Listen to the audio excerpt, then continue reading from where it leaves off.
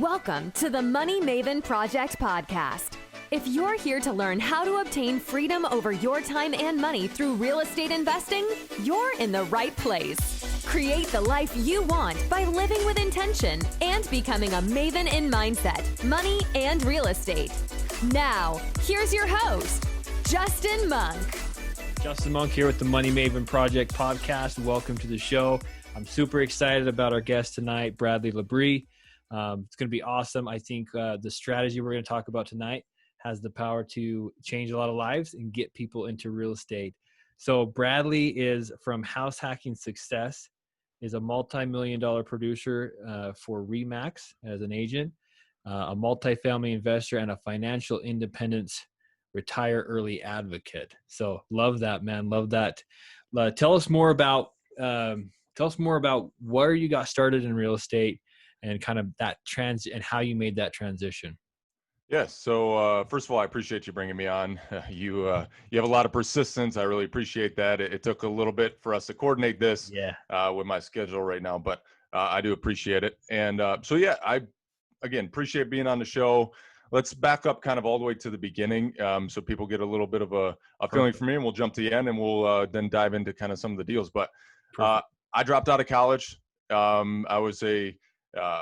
I went to play football in college, and it was fun, but I was never meant for college itself. So I dropped out, moved home, began working as a construction laborer. So for those unfamiliar, you generally don't make a ton of money in that industry, but I was committed to three things. I was committed to working harder than anybody. I was always pretty good at saving money, and I always had an eye for entrepreneurial ideas. I was never very good at making money, but I actually tried to flip cars at one point, baseball and football cards, things like that. I was just always willing to try and make a buck, even when I was younger growing up. So, a little bit of a background, then jumping forward to now, now, of course, being an agent and being in house hacking, buying multifamilies. I had flipped properties for a while. So I have a little bit of a verse in real estate, but I really have sort of embraced the idea that anyone from anywhere can make this journey. And like you and I talked about before the podcast, the barrier to entry to buying multifamily or rental properties is extremely high. And house hacking allows you to literally cut that into, a decimal point of what it would generally cost. So for instance, $100,000 property, as a real estate investment, it might cost you $25,000 or $30,000 out of pocket. That's a lot of money, and that's a high barrier to entry. But as a house hacker, $100,000 could literally cost you nothing to maybe $5,000 or $6,000 or $7,000 out of pocket, and you live for free. So that's why I'm a huge advocate of it, and it's allowed me and my wife to grow a portfolio when we didn't necessarily have a ton of money out of pocket, and now because we live for free. We've been able to, accumulate wealth, accumulate our savings, and really start to work towards retiring early in the things that provides. That's awesome. That's awesome. Live for free, just making some notes here. So that's pretty cool. So yeah, you jump in, you kind of see this.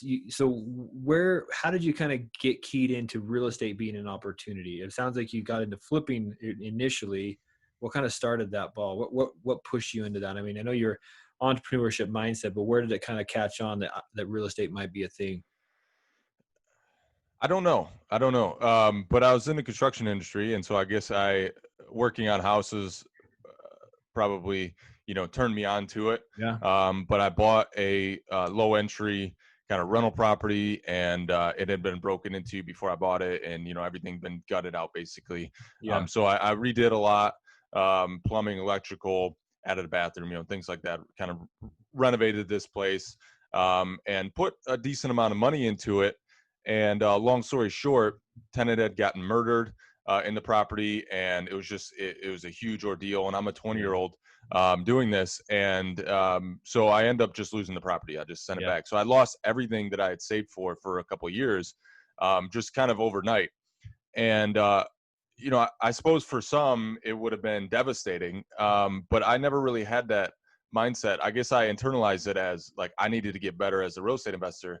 because I didn't really know what I was doing. And so that allowed me to just say, all right, let's, put our nose back to the grindstone and get back on top of it. So I worked my tail off for a while after that. I worked my way up in the construction company I began doing. I was fortunate. The company I worked for only liked to work 5 days, and I had begun running his company. So the additional days, Saturday and Sunday on a weekend, I'd begin doing side jobs. And so I did that for, a couple years straight almost. I worked almost every weekend. And then my main job, and I'd saved up additional money to then begin flipping properties. So yeah, I flipped some properties. I partnered on some flips as well. And I just began to accumulate money. But once we begin to get into 2018, the margins are starting to get a lot slimmer. I wasn't an agent yet, so I had, you were still paying the 6% and things of that nature. And so you need to be really good. You need to have really good systems. You need to be able to acquire properties well below market value. You need to have a team in there, get it done quickly. I was doing a lot of the grunt work. I'd hire out the plumbing, electrical, and things like that, but I was still doing a lot of work, so it took me a little bit longer. And I didn't like the margins getting so slim, and I knew there was a better way. And that's when I was turned on to sort of the BRRRR house hacking method, where you could still renovate a property, you could still force appreciate a property and add those margins. You just didn't have to pay capital gains tax, which for somebody that's unfamiliar with it, it's over 20% of your, whatever you earned, you're going to pay in taxes on that. And that hurts. And I had done that a few times, and you kind of, after you take that out and you start to calculate the hours you got involved and things like that, I'm like, man, I could have just worked some more overtime, for it. And even though it was a cool opportunity flipping, you just got to get really good at it. So, so that's why I liked the BRRRR house hacking method, because, it's very tax advantageous. Of course, all that capital investment you put into the property, you get to depreciate over the course of a certain amount of time, which lowers your taxable income. There's just a lot of benefits once you get with a tax professional from doing that. Yeah, exactly. So let's pause for just a second and let's break down, like, for somebody that maybe doesn't know what house hacking is and how it's different from other strategies, and the BRRRR method and stuff. Let's maybe walk through kind of an example deal, a deal that you've recently done that's a good deal. Let's kind of walk through this scenario and kind of point out the different steps of how someone would house hack and benefit from it. Yeah. So as a real estate agent, I work with a lot of house hackers now. And so we'll go with a deal maybe that I just got done doing for a client. We can go into some of mine as well. But like I talked about earlier, buying $100,000 house, if that's even possible in your market, it's all dependent. But you're talking about, $25,000 to $30,000 that you're going to have to bring out of pocket just to close on that property. And that's not including maybe reserves and stuff that you would like to have as well.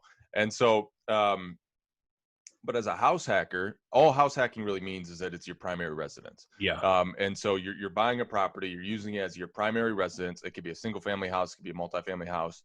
And generally the point is we're trying to cover your mortgage.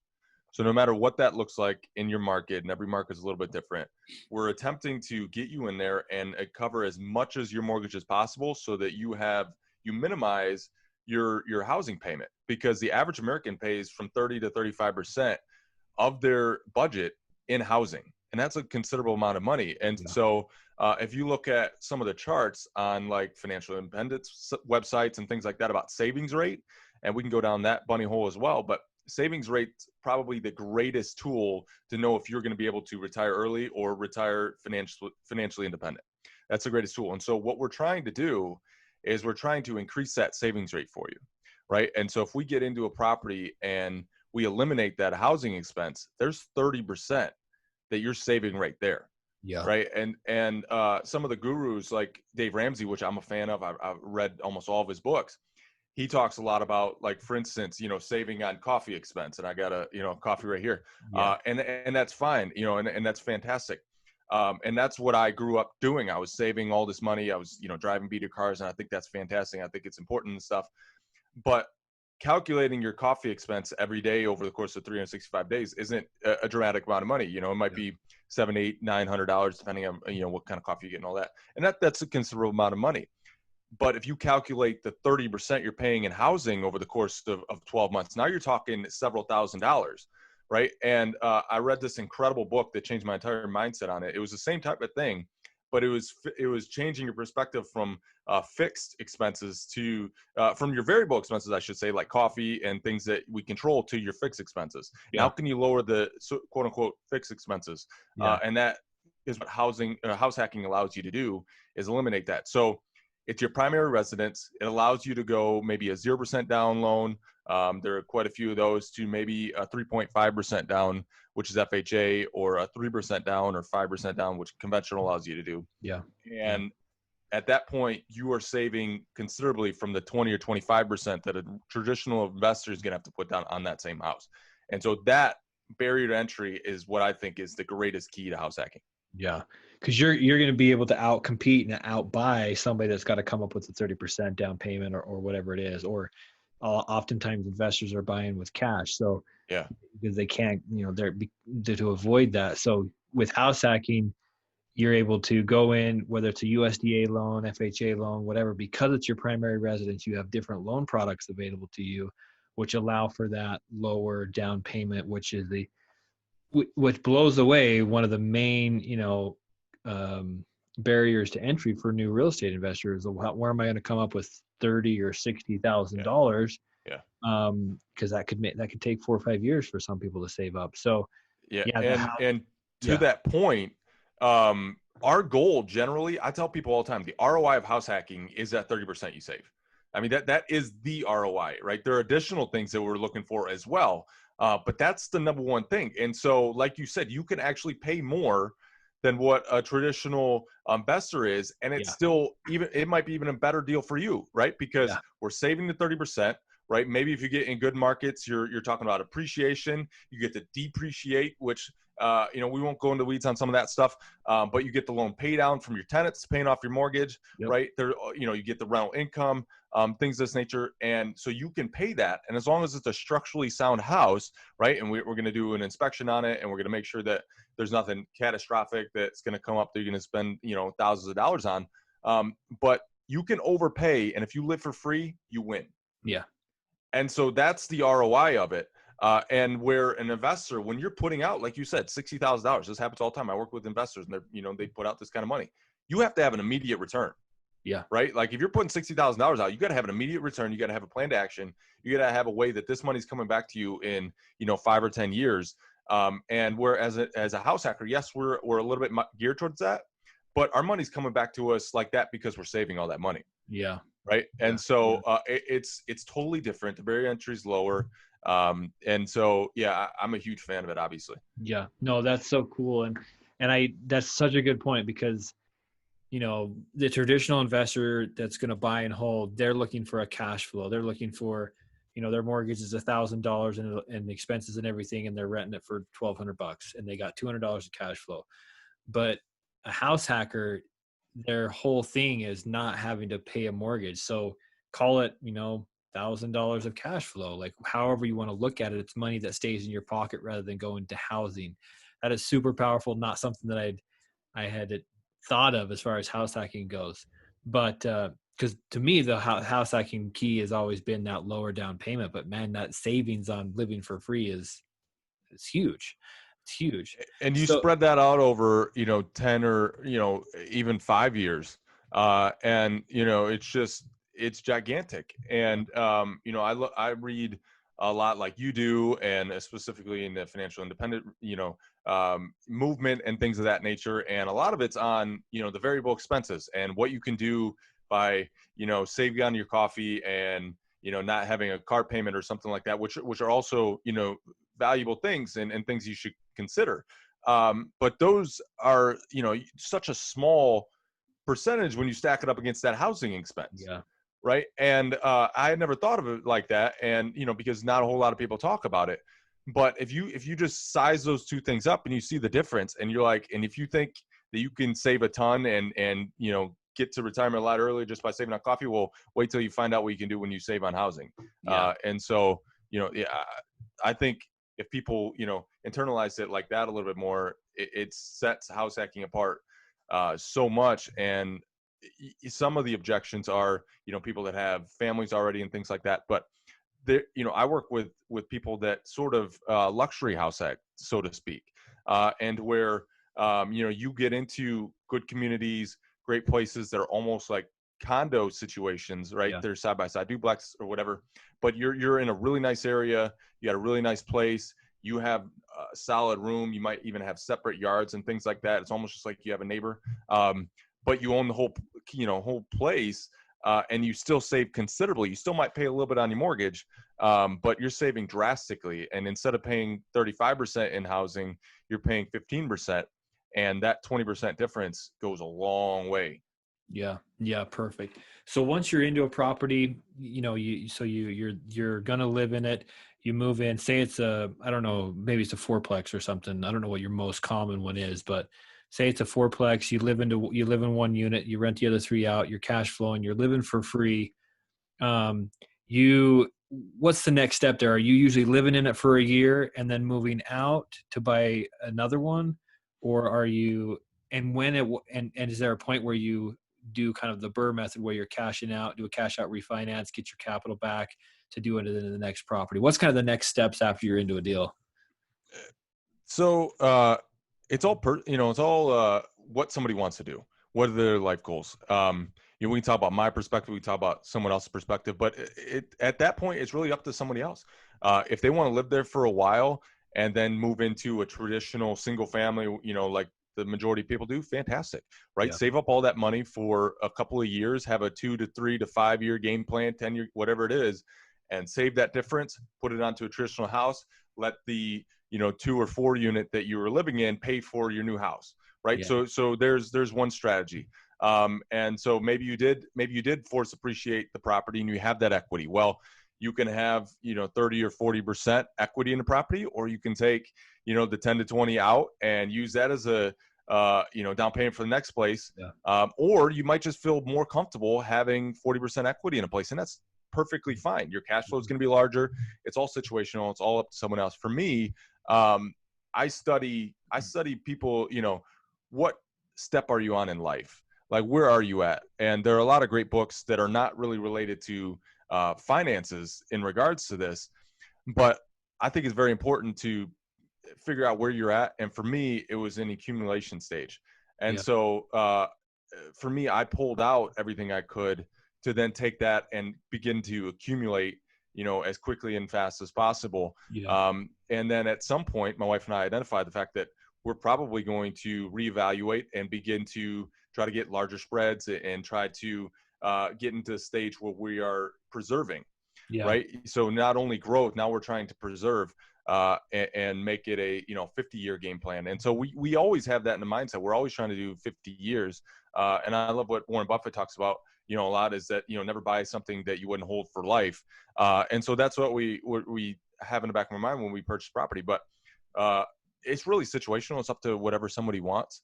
And I don't think there are bad options as long as you have a clear game plan, you have a clear reasoning why you want to do it, and you execute on it. Yeah. Yeah. So when you're shopping for deals, when you're looking for deals, are you shopping or looking for a similar property to somebody that's looking for like a single family that they can BRRRR, or a flip where you need to get it for 70% of ARV, or whatever the math is for those equations? Are you looking for those kinds of deals, or can you buy something, whatever retail price, and you 3.5% or zero in and you go for it? Like, do you have to buy at a discount, I guess, is my question. So as a traditional investor, absolutely. I work with traditional investors, and right now in this market, they're like, man, we can't find anything, Yeah. because we got to hit 60 or 70%, like you said. Yeah. And so they're making all these offers, cash offers, and they're getting beat out. And so they're sitting on the sideline. Where as a house hacker, you can come in there at close to 100%, and it still be a really good deal. Yeah. Because again, appreciation, if you get in really good markets, there are some markets that I work in where in 2008, 9, 10, and 11, those markets barely got touched. Yeah. Right. I mean, obviously the whole country got touched, but like they weren't catastrophic like other areas. Right. And so you get in these really good markets to where, they don't get touched as much. as other markets. And so I work with house hackers to get in these markets. They pay the premium to buy in there, and they're not buying them at 70%. That's for sure. They might be buying them at 92% or something like that. But they move in. It pays for their mortgage. The property appreciates over time. The tenants pay down their mortgage over time. They get tax benefits. They get, once they move out, the greatest thing about it is that if you buy at a house hack and you basically live for free in a 2 or 3 or 4 unit. So house hacking can only be a 1 unit to 4 unit, by the way, because it has to be a residential property if you're going to get the low down payment. So, if you're getting there and you're only paying $100 or you're breaking even, the best thing about that, without even doing any logical math, is that when you move out, you're going to cash flow. Yeah. And so if your whole goal is to get in there and basically live for free, I think that's why it can be so simple, because a lot of people get, analysis by paralysis with all these numbers, and they're fantastic. And I work with, myself and investors that run these numbers and stuff. But if you literally just focus on trying to live for free in a house hack, and you find a place where you're the person that inspects the property says that, everything's foundationally good and things of that nature. Well, when you move out, you're going to cash flow. Yeah. And that's just a matter of fact, especially if you know what your unit's going to rent for and all those sorts of things. So if you can do that and you can get into a place and you're going to cash flow when you leave, it's really tough to lose in that situation. And, you learn on the job. It's like, it's like landlording on training wheels, because you're right next to the people. You generally take better, care of the property. People around you appreciate that. Your tenants appreciate that. And so I'm just a huge fan of it. Yeah. And then when you move out, you can choose to have property management on it, and things like that if you don't want to long-term manage it. And I totally get that. I personally have property management as well. So just a lot of benefits, I think, to house hacking. Yeah, it's no matter which way we look at it, there's benefits to it. It's freaking awesome. When our first property, we house hacked. I didn't know that's what it was called back then, but we just bought a townhome. So it was just a single unit, bought a townhome, lived in it for a couple of years, and then we moved out and rented it. It's not exactly the same, but in theory, right? That's what we were doing, because we were able to get in. I think it was at the time we bought, USDA had no money. This was 2008. So they were out of money. So we had an FHA loan for 3.5%. Plus we got the kickback from the federal government for new home buyers. Yeah. So that was $4,000 or $8,000 or something. So that covered our down payment, which was really cool. But I knowing what I know now, and this is what I tell everybody that's younger, maybe obviously not with 4 or 5 kids kind of a thing, younger, newly married, maybe 1 kid. I'm house hack a 4-plex if you can. And because I think there's so much power, just like we've been talking, there's so much value in living for free. So avoiding that cost, that saves you 30%. You can potentially cash flow on the deal right away or after you move out. And then you've got the normal real estate benefits. You got the equity growth, you've got the loan pay down. So dang powerful. Such a great way and an easier, inexpensive way for somebody to get started. I think it's phenomenal. And they're to your point, I actually know quite a few people that during that time period had down payment assistance. Essentially is what that was during the Obama administration that helped out. But there are also currently a lot of programs like that a lot of people are unfamiliar with. So I was working with somebody that was going to use the FHA 203K loan, which for people that are unfamiliar is just a renovation loan. Yeah. I personally use it. I think it's fantastic. But here in the state of Michigan, we have what's called MISHDA, and generally every state has a similar program. But for instance, if you qualify, it's down payment assistance, right? So for I think the property was $200,000 or something like that. So, that's about $7,000 for a down payment, roughly. And so MISHDA will cover that $7,000 down payment. And so essentially all it is a small payment added on to your FHA loan. You pay that off over, 30 years. So there are a lot of programs that'll help you. And then, of course, VA for our veterans is incredible for 0% down. You talked about USDA, which isn't as rural as people think. Here in Metro Detroit, there are a lot of areas within Metro Detroit, within a driving distance to Metro Detroit, where you could literally work in Detroit and get a 0% down rural development loan, which is USDA. And that's and a lot of surprising. Most people think you got to be like out in the sticks to get the USDA loan, but it can be right downtown sometimes. So that's awesome. Yeah, and we've interviewed on our podcast somebody did it in essentially Boston. So, there are a lot of areas, and you can go right on USDA their map and plug in the address, and it'll say yes or no whether or not it's eligible for it. And of course, if you get with an agent or a lender, they of course will be able to do the exact same thing for you. So, it's fantastic, and there are a lot of programs out there, and getting with the right team. But again, getting with the right team is fantastic. And literally, the only reason I decided to become an agent was because I couldn't find a mediocre agent. I just, all the agents I worked with were just, they just really pissed me off. And so, but finding good people, there are great resources like Bigger Pockets now. You can go on there and just type in the search, your area and realtor, and you'll find, somebody, and then on their profile, generally you'll say whatever, people put on whatever properties they've done. So you can find somebody that owns rental properties that happens to be a realtor in your area.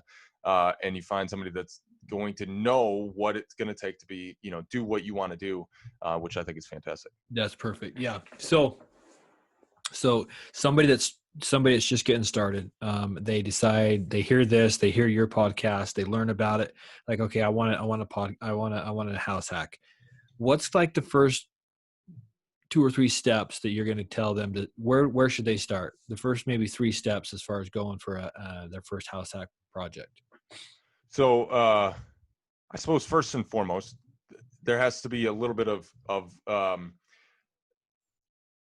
you have to have some discipline, personal discipline. So we have to look at your personal finances first, right? That you're not gonna be able to get a loan if you don't have meet certain requirements. It's probably not a fantastic idea if you're not a little bit self-disciplined to be buying property in the first place. So let's first look at maybe our own finances. And I think people like Dave Ramsey are fantastic. Set for Life for Scott Trench was, I didn't actually mention the book, but that was the one that literally changed my perspective on variable versus fixed expenses. So anyone that is listening, I think should listen to Set for Life. But reading books like that, I think is the absolute start, right? I see like 10X Rule and Grant Cardone, and fantastic Robert Kiyosaki, and a lot of people might disagree. But I think when you're starting out, you have to have a level of personal discipline when it comes to finances. And then number 2, 100%. All right. And I think it's so incredibly important to find a good lender and a good real estate agent. And then, of course, eventually you're going to want a CPA and things like that. And maybe they can plug in. And another thing to consider is rock stars always hang with rock stars. So if you find one really good team member, they are almost always going to plug you in with other great team members. Because one thing I know is that people that are really, really good at their job do not like working with people that are very mediocre at their job. Yeah. And I can say that from personal experience, from like looking at other rock stars. I can say from my perspective, nothing infuriates me like working with a mediocre lender. So, so finding somebody that, I think an agent, real estate agent, and I know I'm a little biased, but I think finding somebody investor-friendly real estate agent that is actually invested, not just that works with investors, but actually has properties themselves, is the biggest key, because they will be able to see everything from a bird's eye view. There's so many things that go into a deal, so many things that could go wrong. And my job as a realtor is to make sure that none of them go wrong. And so I'm always preparing for those, regardless of my client has any idea it's coming. So finding somebody like that is just huge, because they'll plug you in with good inspectors, a good lender. They'll write a good contract for you, potentially on deals that need a little bit of work. There's things like seller concessions, which help pay for your closing costs, right? There's just a lot of things that somebody that knows what an investor needs and wants will be able to help you with. So a team is important. I think real estate agent that is investor friendly, that actually has their own investments, is just the key, and something that I never did when I was, buying all these properties. I just worked with, whoever. I don't even know how I necessarily found these people, just, happened to start working with them. And I never really did find good team members, because they just plugged me in with, whoever they used, and none of them really invested necessarily. And so they didn't really understand what I needed. And so working with, and then the second one is lenders. Lenders that are actually investors are just gold, because, I'm going to tell you right now, I did a 203K loan and it was a mini nightmare, only because no one knew what they were doing. And so now in retrospect, working with other clients and referring them to lenders that are investors and that do this. And there's an incredible site that will literally tell you the top lenders in your state for 203K loans. So I don't have I'll actually send it to you. You can put it in the show notes if you want, but there's a site you can go on there and you plug in the state of Michigan and it'll list every single loan officer and the company that do 203Ks, how many they've done this year. And so I think that's a fantastic resource where you could, if you want to do a specific loan, especially a renovation loan, you don't want to do it with just, the person down the street at the local bank. Not that he's not a good loan officer, but he might not have ever done a 203K loan. And of course they're going to tell you they have the product, but that's not the same thing. And so going with the person that have done the most amount of that loan is just going to expedite everything. And it's going to save you a ton of just mental, you're not going to have many panic attacks. Yeah. And so, because there's just a lot to the loan, but I think it's a fantastic loan product if you find the right people. So team members is the second one. First, self-discipline.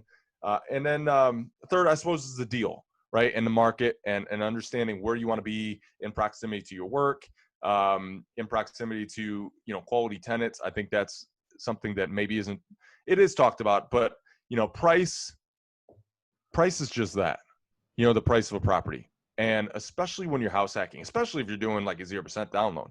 But I think there's a lot to be said for appreciation and quality of tenant and quality of life in some respects when you're doing a house hack, because the barrier to entry is so much lower.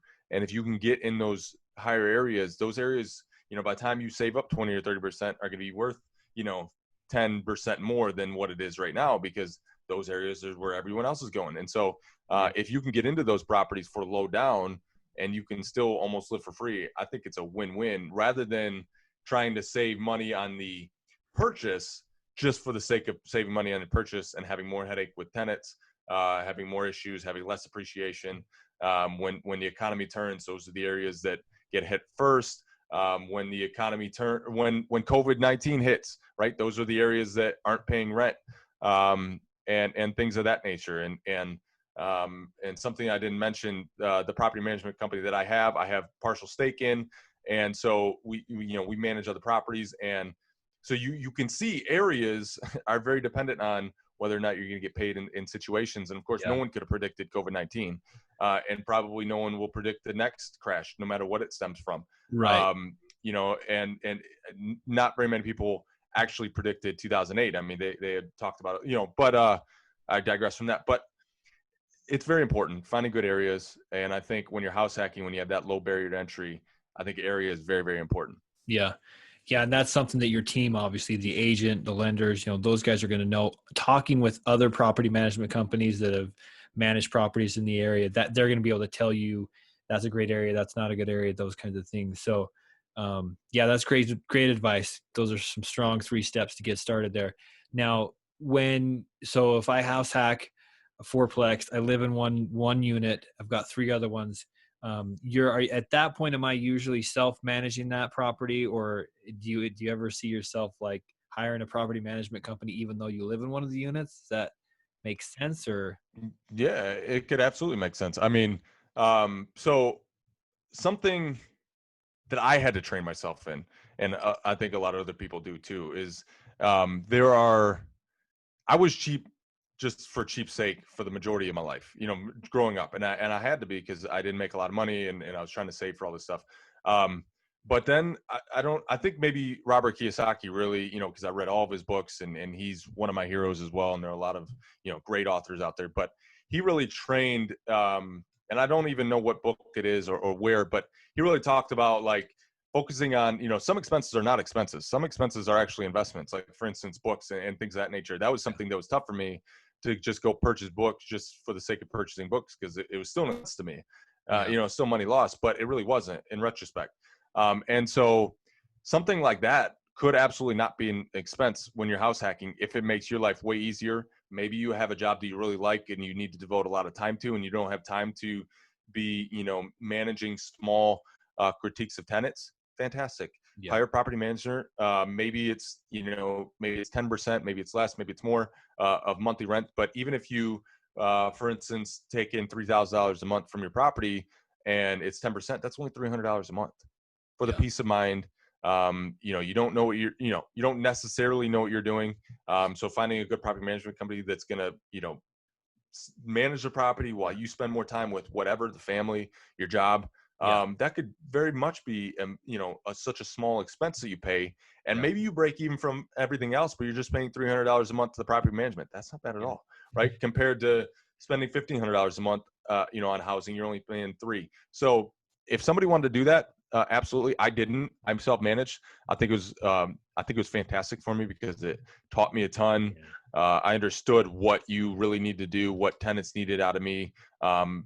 It taught me that my 4-unit, I actually bought a 3-unit and I added a 4th unit during the renovation. So it was it was the biggest project I've ever taken on. I redid everything, the whole place, gutted everything, redid HVAC, plumbing, electrical, everything.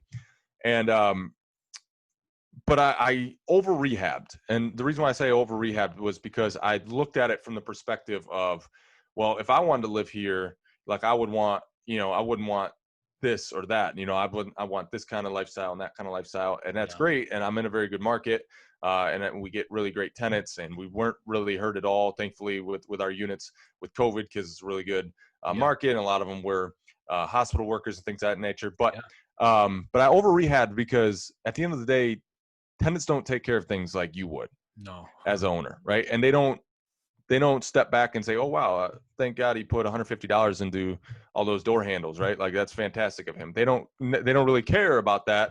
You could have went to, a rehab store and got those same $150 handles for $30, and they look almost identical, and you just saved $120. And when you multiply that by 5 things per unit by 4 units, right, that stuff starts to really, really add up.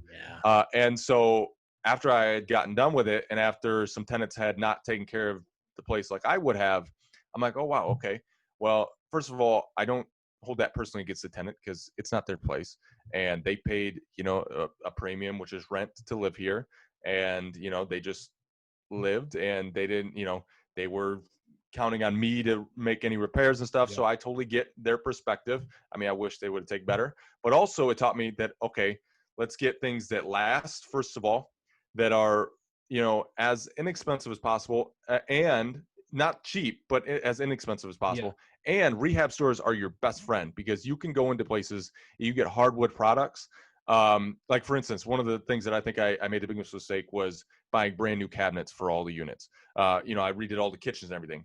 And so basically, in retrospect, what I would have done is went and got hardwood cabinets from rehab stores, which now I know and I've done on other units. Go there, you can repaint them professionally, and you can put quality countertops on top of them, and they look fantastic and brand new for a fourth the cost, right? And when you multiply that many times, there's just a lot of little critiques that you could do to save money. And so in retrospect, on my deal, that's what I would have done. Awesome, man. That's great. That's great advice. So talk to us a little bit more about, because this is intriguing to me. Your first deal doesn't go very good. It sounds like you lose what you put into it. Probably with everything that was going on there, sounded pretty miserable.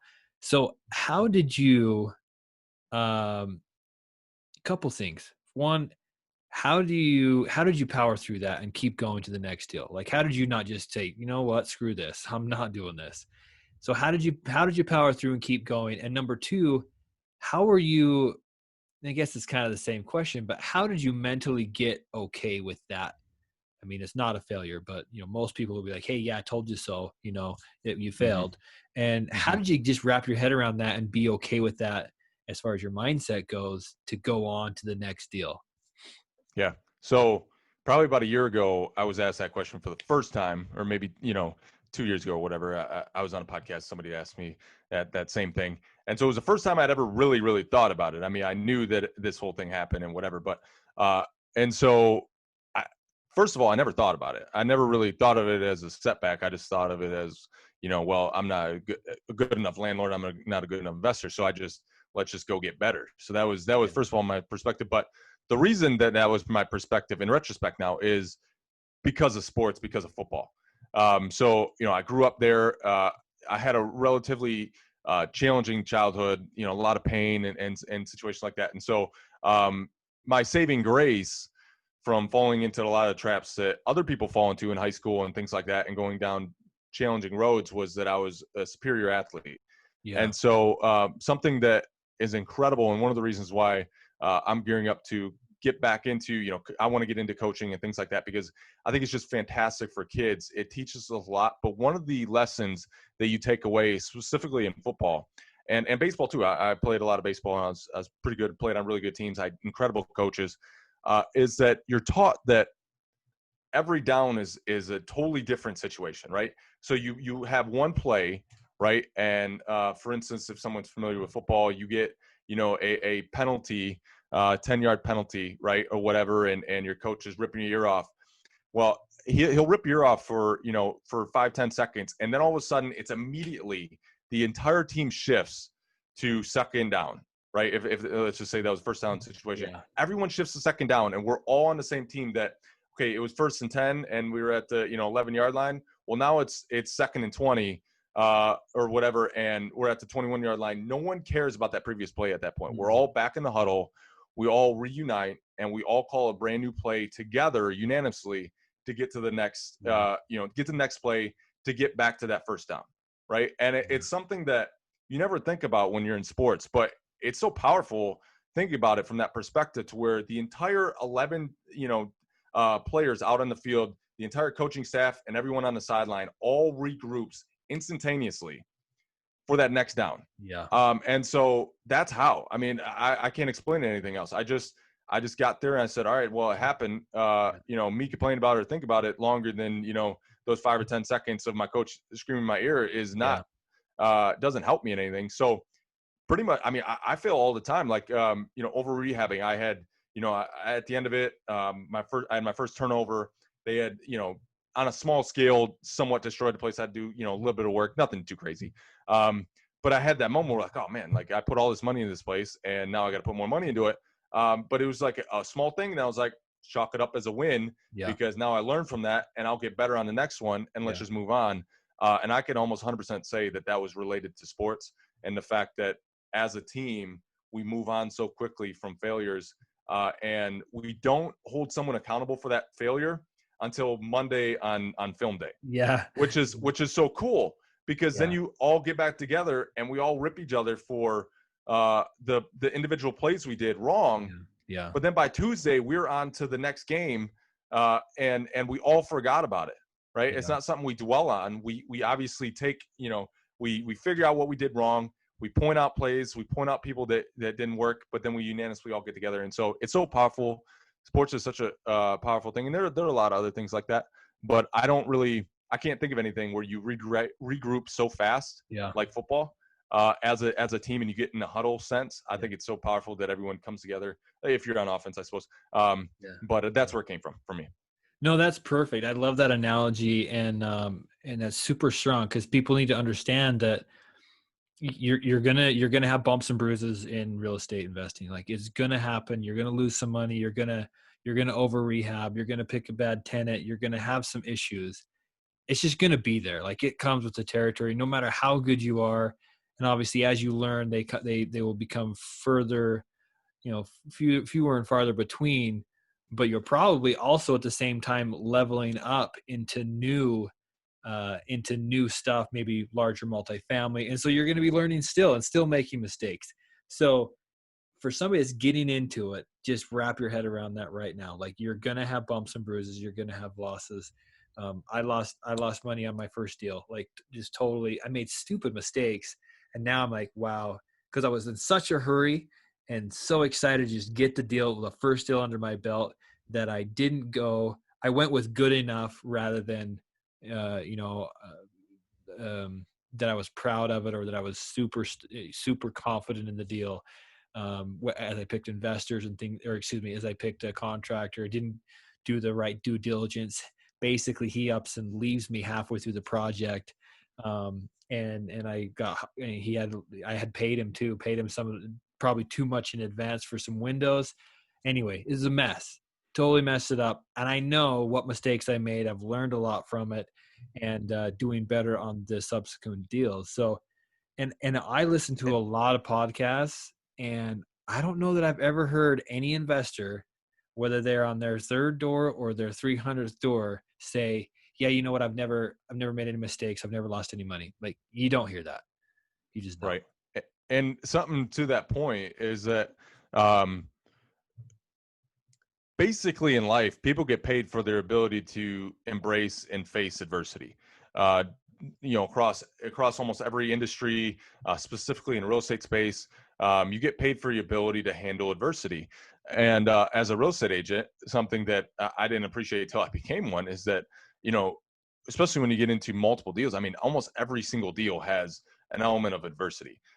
You really can't get away from it. And when you do find a deal that goes smoothly, you're like, what the heck just happened? Did something go wrong because something didn't go wrong, right?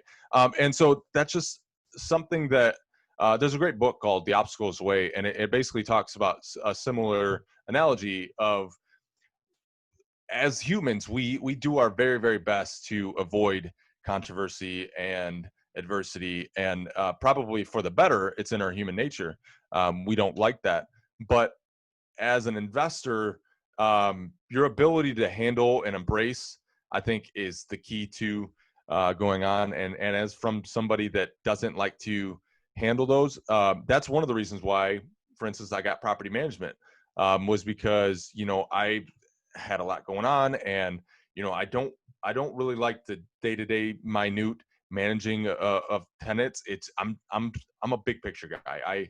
I'm not very good at, like, acquisition is something I'm really strong at. I'm really good at the hunt and all of that. But there are other people that are very, very good at getting a plan and making that plan come into fruition over a long period of time. That's not me. I'm not very good at the minute stuff. And so, my ability to handle obstacles is, the hunt aspect of it, like coming up, all those obstacles. I don't care. Once you get into, once everything's behind me and I got to take all those obstacles, those really affect me. It's like, oh God, now I got to go do this again. So also learning about yourself, figure out what you're good at, and then delegating what you're not good at. And I know, a lot of people talk about that, but it is something to where you have to embrace that at some point. If you're not good at property management, fantastic. That's why there are professionals that deal with it. If you're not good at certain aspects of it, fantastic. That's why there are professionals that deal with it. If you're not a hunter and a big picture person, that's why there are, people that wholesale deals, or agents or whatever. Right. And so, embracing that and getting a good team around you is very important when it comes to obstacles and lasting in this game for a long period of time. Yeah, that's perfect, man. So succeeding in life and becoming, the best person you can be, you're gonna have to face obstacles, and you're gonna have to face resistance. Otherwise, you'll never change, you'll never advance, you'll never progress in your mindset and even your physical health, all that kind of stuff. I just think that we have to step in, and I love how you said that people are paid to handle adversity and difficulty and resistance and solve problems. I think that's gold, and I think that's a huge part of us progressing in life, is facing that adversity, overcoming it. Growing up, so I learned how to ski. I live in Utah, so we're like this, we're known for our snow here in Utah. So I learned how to ski at a younger age. I don't know, I was probably 8 or 9 years old. And I remember my dad taught me, and so we'd always go together. And I remember being on the lift going up, and my dad would ask me, "Oh, how was that run?" I'm like, "Yeah, it was awesome. I didn't wreck. I didn't even crash." And I was super proud of that. But then my dad would always be like, well, you're probably not trying anything new or pushing any limits. Like, if you're not crashing, then you're not progressing. I'm not perfecting my form, or, getting good at moguls or jumps or whatever, Mm-hmm. And that's always stuck with me. Like, okay, so it's actually okay to crash and to have it, to struggle a little bit, because that's where you're growing. That's when you're pushing your limits. And I later transitioned to snowboarding. So as a snowboarder, same thing. If I was like nailing every trick as I go through the freestyle park and all that stuff, and just stomping it, like I'd be like, well, okay, yeah, that means I'm not pushing any limits. I'm not trying anything new, and not going up against that adversity or that resistance to progress. And that lesson's always stuck with me. So you're right. I think you've got to be ready for that and that adversity, but that's where that's where you add value, is overcoming those obstacles. Yeah. That's And that's awesome. literally what property management gets paid for. That's what, Right. real estate agents get paid for. That's what, in the industry, that's what you get paid for, is your ability to handle obstacles, because it is a very emotional, decision being in real estate, and people get a lot invested. And so professionals are there to kind of take that stress off of you and make it more of an easy transition for you. And Yeah. so if something is very stressful or something that you don't enjoy, absolutely, learn, like I had to, that expenses aren't always expenses, right? Like personal expenses can, generally always be expenses. But when it comes to the business, you have to separate personal and business expenses, and you can go down rabbit holes. Obviously, I know people, especially as agents, that just pay, get every, new coach and new coach and new coach that, they spend, no matter what they make, they spend half their money. So there's a aspect of that too, but there's a lot of it to where, um, you find ways to make things easier and more fun, to where you're jumping out of bed to do it. And I think one of the best ways to do it is delegate what you're not good at. But it takes time, and you're probably going to have to manage your own properties at first, right? Yeah. If you're anything like me, who didn't start out with money or wasn't given any money, it takes some time. I mean, you got to save up money. You have to do the dirty work. You have to do the things you hate. But my wife and I, we just turned 27, and we've been financially independent from the perspective that our rental income has paid for our life expenses for a couple of years, almost 2 years Wow. now. That's And so literally everything we make now goes towards, a few different buckets. We've been traveling more, and of course COVID has hindered some of that, but yeah. like we just, it takes a long time. It takes a long time, man. But what I can tell you is that it's worth it. And it happens faster than you think, especially when you start to think in 5 or 10 year, intervals, because it's so easy, especially being young, to only think of, just the next step. Because I can tell you right now, man, when I went to college to play football, I never even once, first of all, I didn't even think about graduating. Second of all, I didn't even think of the fact that I could like the fact that life happens after college. Yeah. And when I got to college and they asked me my major, I was like, oh, I don't know, like, what should I be? And I don't even know what I picked. I think I might have picked business or something. Whatever it was they told me to pick, I just picked Yeah. it. Like I had no concept of like life after football and college, all this stuff. Yeah. It just never occurred to me. And many young people are like that. You just, you're not always thinking of the next step. And that's why team members, especially on your first deal, like agents, things like that, is so important, because they are trained to think of the end game and what's next and what's down here. And when you start to hang around these type of people that are really good at their jobs, that are also investors, that are going to, kind of teach you the whole scope of things, you start to train yourself to think in, intervals of, the next. One of the things that was probably the best thing that ever happened to me, as far as like a mindset thing, was becoming an agent, because you're always, what you do today is always for, like, I showed I'm showing houses this week and got some placed under contract and all this kind of things, working with different things. But these things won't happen until probably August or September, right? Like depending on, some of them are commercial, some of them are residential. So the timeline's a little bit different, but Yeah. you're talking about 1 or 2 or 3 months intervals that you're thinking of. And so it trains you to think that way. And house hacking sort of trains you to think in, 12 to 24 to 36 months. Yeah. And what am I going to do down here? And it's tough, because that seems like a really, really long time when you're 22 and everyone else is partying. But I can tell you, my life changed when I decided I wasn't going out with my friends anymore from work. I wasn't, doing this, and I was going to spend all my time reading, learning, and house hacking. And it can be challenging, but Yeah. you reap incredible rewards. Yeah, it sounds like it, man. It sounds like you've got to a nice financial freedom place in your life, which is super cool. Congratulations, man. I think that's super inspiring for all the listeners out there. So talk to us, and we may have covered this in a way already, but one of the questions I like to ask is what do you think is the one thing that separates those that succeed in real estate investing or whatever their journey is, and those that don't and give up? There are a lot of things, obviously, and I hear people's response to this often, and it can go in many directions. I really think, um, it's personal discipline to a certain extent. Mm-hmm. You know, throughout my whole journey, even when I wasn't making a whole lot of money and stuff, like I didn't want to get out of bed on the weekends and work my tail off for, in retrospect, very much money. I didn't want to do a lot of those things. I, when my wife met me, I was still driving this beater car and all this, and everyone made fun of me, and I don't think we've mentioned this, but I work for General Motors, and so and I hold a mediocre position there, so I'd be driving in this old beat up Cobalt, and all my bosses or people, some of the people underneath me, they got these brand new cars, and they're like, oh man, what the hell are you doing driving that thing? Yeah. And it didn't feel real good, and Yeah. and whatever, and but the discipline to be able to execute on your dreams, whatever your vision is, I think is something that not very many people have.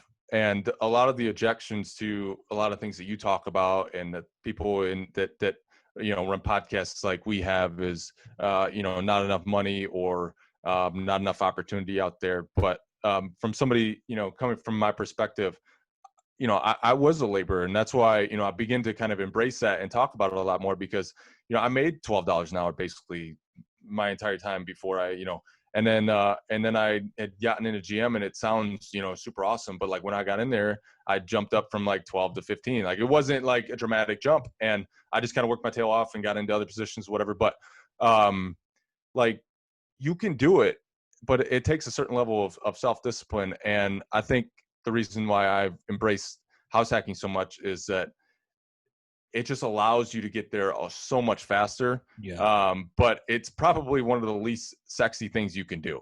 So, no one from the outside world's gonna be like, oh man, you're house hacking, that's awesome. No one's gonna say that. They're all gonna say, why the hell would you want to have a tenant right next door to you? Yeah. There's so many objections to kind of living your truth and making it ahead, but it's possible. And if somebody like me can do it, I know, anyone can do it. And I work with people in all walks of life that are, going down a house hacking road right now, whether they live in my state and I'm working with them, or they're living in another state. And I work with people all the time that don't necessarily make a ton of money, aren't necessarily successful by the world standards. People look at them all the time and say, why the hell would you ever want to, buy a duplex and live there? But it's worth it. I see it all the time. I see people succeeding. And I just want to relay that to other people that, it is possible, but it is absolutely going to take some sacrifice. It's absolutely going to take changing your mindset, but it's worth it too, because my wife and I say it all the time. Like we'd rather, we would rather have experiences over things. And so we're constantly mindful of that. And we like to go, we went on our honeymoon to this special place, and we're going back there. And so this whole year we kept, reminding ourselves when other, big purchases were up there. And even though we probably could buy some of these things, but we're also saving for other things. And we're just like, man, experiences over things, like let's delay our gratification on buying material things. Let's instead go on this nice trip for, which takes some saving and stuff. That's more important to us. And I think if people start to embrace that, and that's why Set for Life, I think, is such an incredible book, because it kind of embraces that concept of listen, there are a lot of things out there we can do, and there are a lot of great things that material things buy. But if you want to retire early, if you aspire for financial independence, it takes some serious discipline because no one else is doing it, and no one else is going to be able to do that. And so you're going to have to, double down on that, in my That's opinion. perfect. Yeah, I love that book, Set for Life. That's great. So, yeah, personal discipline, which is huge. I mean, personal discipline or discipline is what gets you through the days when you're not feeling motivated. Everybody always focuses on, well, it's got to motivate me. I've got to feel motivated to do anything. But the people that win, I believe, are the ones that do what's required of them when they're not feeling like it. They're not motivated. They're not jazzed about it, and they push through. They, like you said, they deal with adversity. They handle adversity, and that's where those rewards are. I love that, man. So a couple of final questions here. What is your favorite or most impactful business book that you've read? I think you've mentioned a few of them, but if you had to pick one, what would it be? Yeah. So, Set for Life is an incredible book. Let's see. Robert Kiyosaki's books have been very, very impactful to me. Let's see. Business book. I've read a lot of them. I mean, A lot of really, really it can good be ones. self-help. It can be anything that's really changed your life. Yeah. So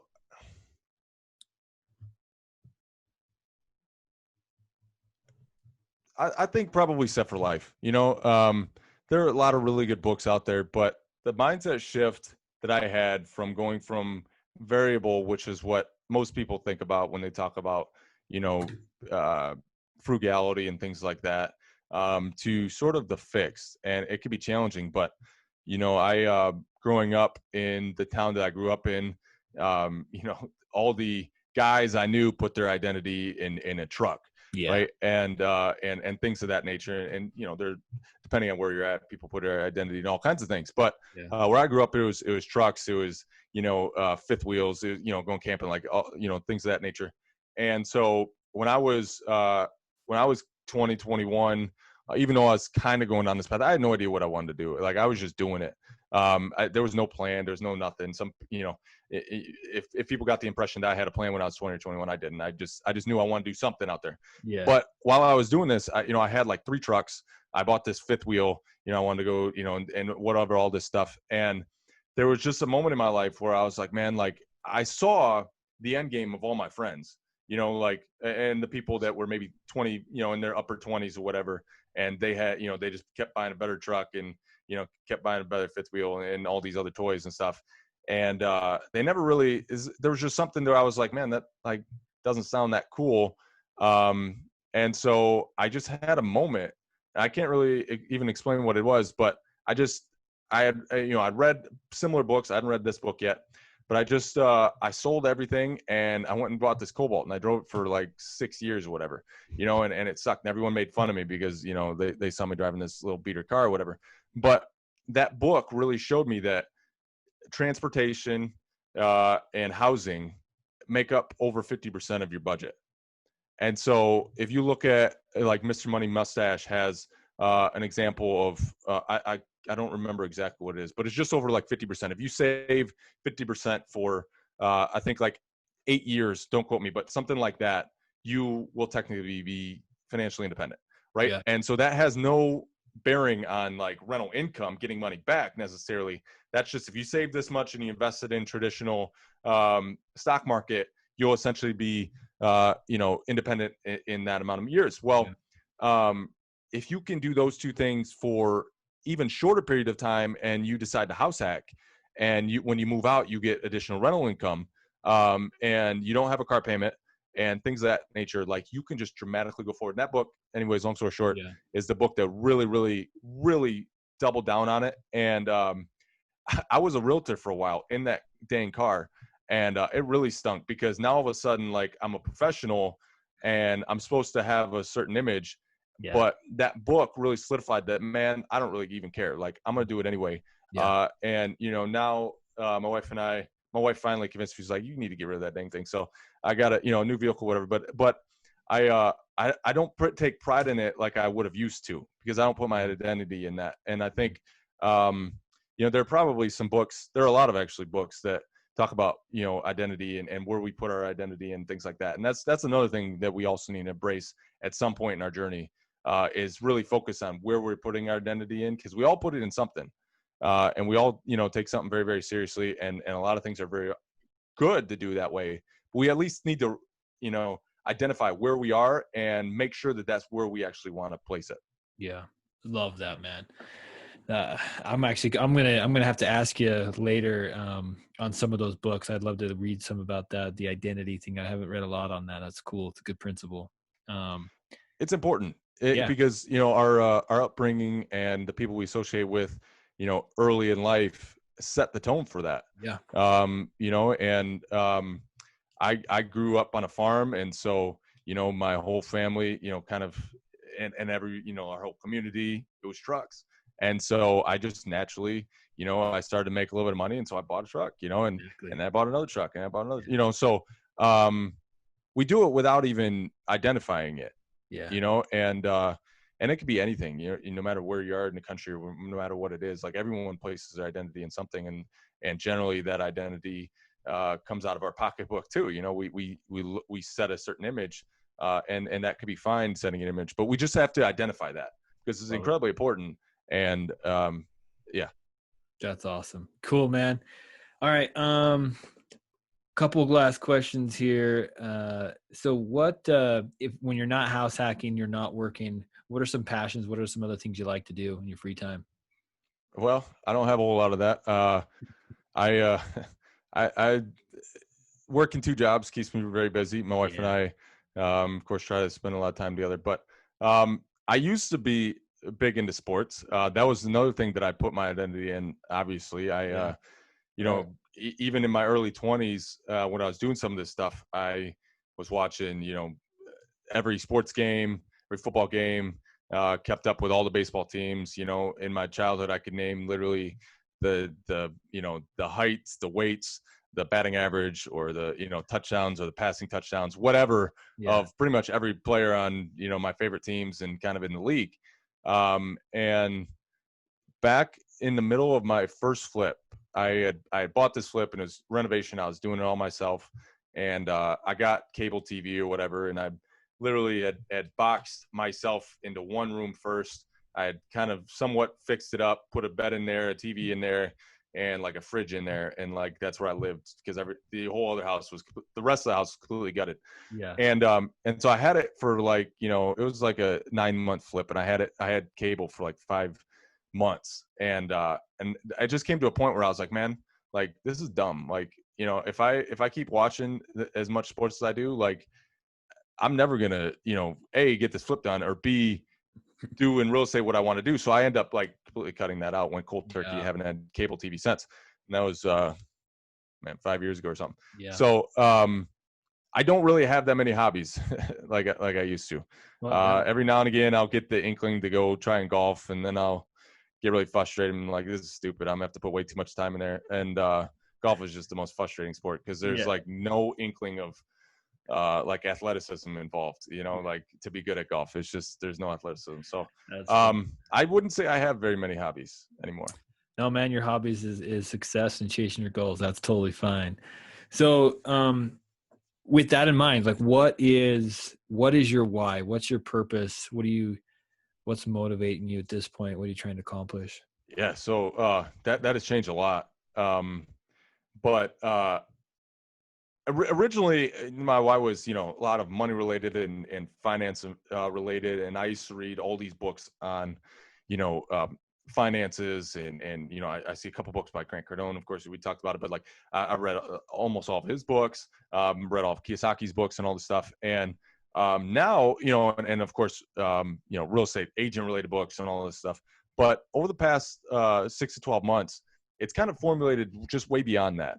I still read in that industry and listen to podcasts and stuff, but it's just something just way bigger than that. And there was a time period where it was my family, and my wife and I don't have kids yet, but getting married and family, and that's still a big part of it, and doing some things like that. But it's way, way, way bigger than that. And I have some incredible people in my life that I've begun to model my life at. I look at where they, they're very successful, but they take their ability to make money and they put it into other areas that they're incredibly passionate about. And it's something that my wife and I have begun to do, but it's something that I feel like, and it sounds super cheesy, but I feel like it is my life's purpose, because I'm very good at delaying my personal gratification. I'm very good at, I don't really need things to make me happy. Yeah. I don't really have aspirations to, necessarily, um, you know, live a certain way that looks super successful, but I'm very good at making money, and I'm very good at not respending that money because I have no purpose in, in doing that necessarily. I mean, we spend money, but I just feel like I was put here to be able to funnel money into causes and things that I hold dear to my heart. And it's something that, this person that I consider, mentor, his son's my best friend. He married my wife and I, and he's a big commercial broker, but he is one of the most influential people I know. And it's because he takes, not only does he use his own time and resources to just pour into people's lives, but he takes also his money to pour into his community, to pour into causes, to make a huge influence on people around him. And the thing that I enjoyed most about him is that the majority of people have no idea that he's even like a commercial broker, and that he's actually a pretty decent big deal. Like he doesn't care if people know that. Him and his wife just pour into people's lives regardless. It doesn't care. They don't care if they'll ever get a return, from people or anything like that. It's all about people. And so as far as my reading goes, and I'm still a big reader and listener to podcasts and stuff, but I've gotten away from just reading in finances and success, but changed into that, and that's become my why. My why has become like, I am very skilled at delayed gratification. What if I actually take that and make a huge impact on my community, and maybe if I'm lucky, a broader scope than just my own community, maybe a whole section of causes and ideas, and promote certain things. And so Bill Gates is somebody that comes to mind. I study a lot of him, and other people that are influential like him, that draw ideas and causes, and you can see kind of the steps of his life. Microsoft was his whole focus, and he's very shrewd on getting them top. And then all of a sudden he just kind of got bored and was like, listen, like, I can't do it. And he had to step out. And so to me, I've had similar thoughts where it was like, at one point I was gung-ho on this and I still love it, but now I delegate those areas because it's like, it just doesn't bring me the kind of joy that I need to. And I still love it, like property management. It was becoming a chore.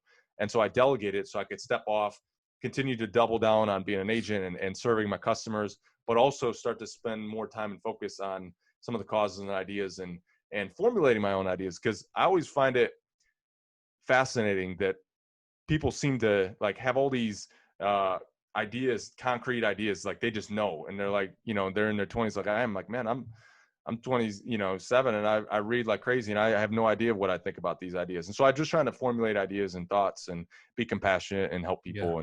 And so that's become really my why of late. Yeah. And that's perfect, because another question I like to ask is, what are some of those ways, if you want to share with us, what are some of those ways that you're giving back? I mean, what are some of the causes I think that you're focused on or want to be impactful with?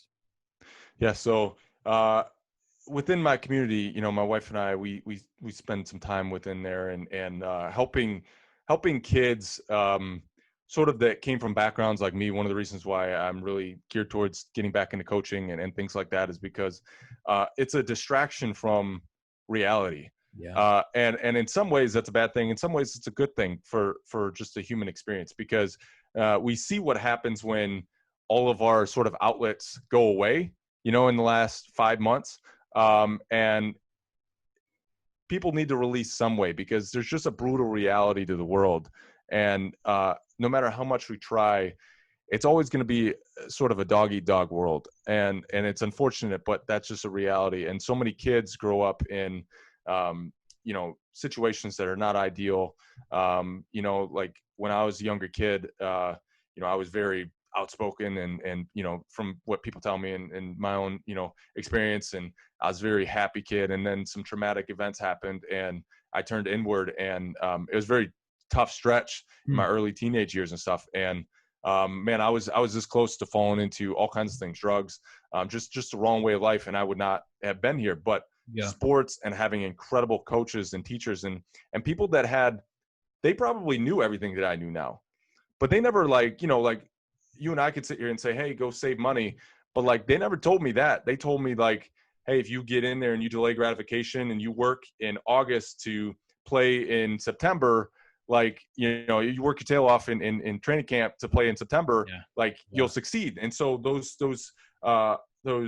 thoughts and experiences of like, hey, let's work, and we'll reap the reward later, enabled me to then grow up and say, well, wait, why am I, working and spending it on Friday? Like, that's not delaying until September, like I never had that thought, but like, it's just like, well, that doesn't make sense. Like, in football, we would always like work, and like keep like saving up all those experiences to then like, release on Friday night or Saturday, afternoon or whatever. And so, pouring into kids' lives is something that we, I try to spend a lot of time, and I think it's very important because there's so much hurt out there in the world, and it's getting more and more, and broken families and broken homes and addiction. And, it's just something that I have personally on my heart because I experience a lot of it and I can relate a lot. And I meet a lot of kids that you can just tell, that there's, something wrong. And if you can literally not even talk about that situation, but just relate and relate in something that's fun and exciting to them, that we spend time doing that, and hopefully resources and hopefully can make an impact. That's so cool, man. I love to hear the different ways people give back and different ideas that people are using to give back to the community and to impact people's lives around them. So that's awesome.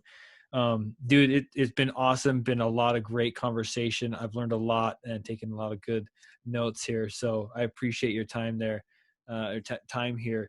So tell us if people want to get in touch with you or follow you or learn more about house hacking, how can they reach out to you? How can they get to you?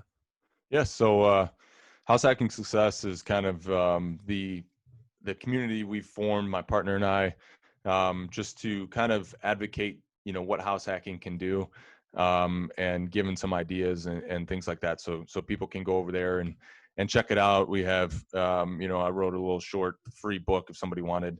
It's nothing super special, but it just shows kind of the, what it takes. It shows how you can run some numbers. It shows, the different kind of, there's like 10 different kind of financing ways, that you can go about, doing it. And you can get creative. Like I've done a lot of creative financing, and just, finding team members and what the team members are and what you should look for, things like that. So you can get that, free if you'd like.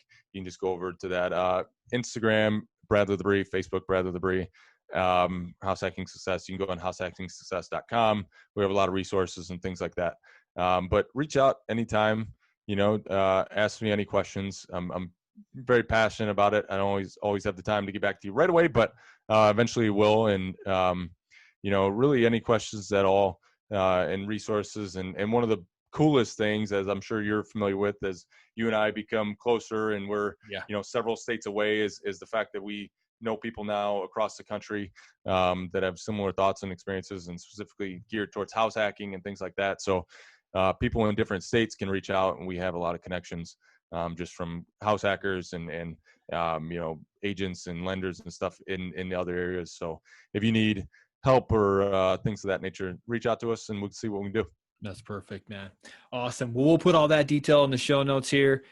Thank you so much, Brad. This has been awesome. Thanks for listening on the podcast here. If this has been valuable to you, obviously leave a review, follow us, at the Money Maven Project, and we'll be looking forward to the next episode. So thank you.